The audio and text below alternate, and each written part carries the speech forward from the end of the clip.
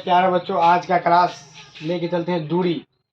कल आपको बताया गया था कि किसी भी संख्या को जांच कैसे करेंगे कि शांत है या अशांत। फिर उसके बाद दूसरा टॉपिक ये था कि सिद्ध करना था किसी भी संख्या को अपरिमेय संख्या कि सिद्ध करेगी कोई भी संख्या अपरिमेय। और आज आपका तीसरा क्लास है दूरी, कि दो बिंदु दिया हुआ उसके बीच का हमको दूरी निकालना है। तो सबसे पहले आपको पता होगा कि किसी भी सवाल को हल करने के लिए, सॉल्यूशन करने के लिए सबसे पहले उसमें फॉर्मूला की ज़रूरत होती है।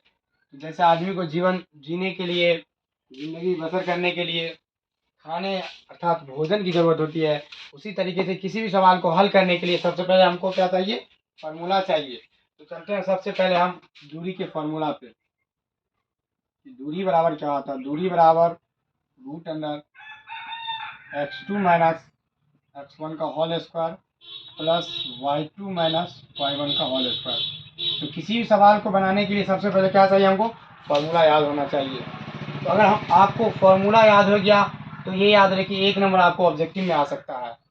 अगर फार्मूला याद है तो 2 मार्क्स में सब्जेक्टिव आता है, वो सवाल आप बना सकते हैं। तो चलते हैं सवाल बनाने सॉल्यूशन पे। तो सबसे पहले देखिए, इसमें दो क्वेश्चन, दो बिंदु दिया हुआ था, एक ए तथा बी।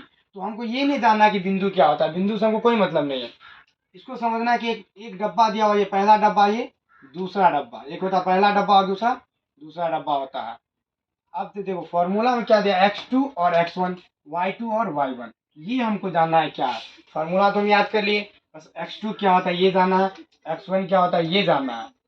तो पहला डब्बा जो होगा उसमें होगा पहला x और पहला y, दूसरा डब्बा जो होगा उसमें होगा दूसरा x और दूसरा y। चलिए आप दूरी फार्मूला लगाते हैं यहाँ पे।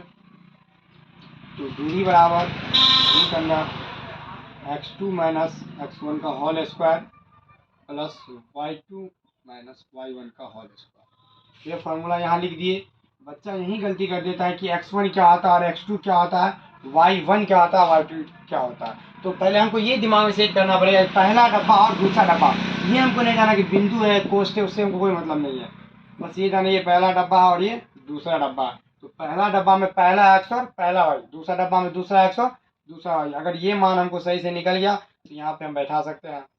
तो x2 की जगह पे कितना होगा 4 माइनस x1 की जगह पे 2 का होल स्क्वायर प्लस y2 की जगह पे 8, y1 की जगह पे 4 का होल स्क्वायर। अब 4 में से 2 गया, 2 का स्क्वायर प्लस 8 में 4 गया, 4 का स्क्वायर। फिर आगे चलते हैं, इसको 2 का स्क्वायर 4, 4 का स्क्वायर 16, 16 4 20। तो रूट 20 ये मेरा आंसर हो गया। तो देखिए इस सवाल को हल करने का तरीका ये है कि सबसे पहले आपको 2 गो डब्बा दिया रहेगा, बोलेगा बीच का दूरी निकालने के लिए। तो दूरी निकालने के सबसे पहले क्या करना, हमको दूरी का फॉर्मूला याद रखना कि दूरी बराबर क्या होता है। तो दूरी बराबर रूट x2 माइनस x1 का whole square plus y2 minus y1 का होल स्क्वायर होता है। बस बच्चा अगर इसको याद कर लिया, ये फार्मूला तो 1 नंबर ऑब्जेक्टिव में आ जाएगा आपको।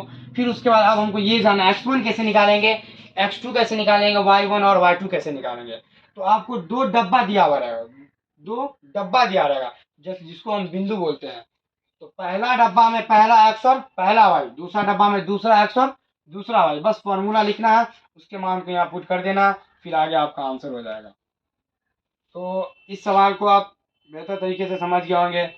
तो फिर मिलते हैं कल अगले क्लास में एक नए सवाल के साथ।